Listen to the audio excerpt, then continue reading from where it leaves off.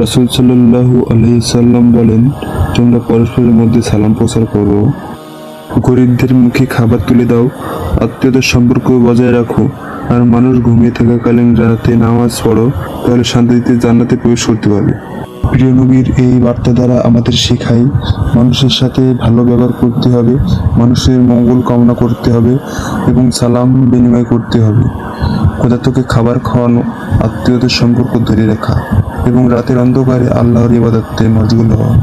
প্রিয় নবী এই বার্তা দ্বারা আমাদের শেখায় মানুষের সাথে ভালো ব্যবহার করতে হবে, মানুষের মঙ্গল কামনা করতে হবে এবং সালাম বিনিময় করতে হবে। ক্ষুধার্তকে খাবার খাওয়ানো, আত্মীয়তার সম্পর্ক ধরে রাখা এবং রাতের অন্ধকারে আল্লাহর ইবাদত করা।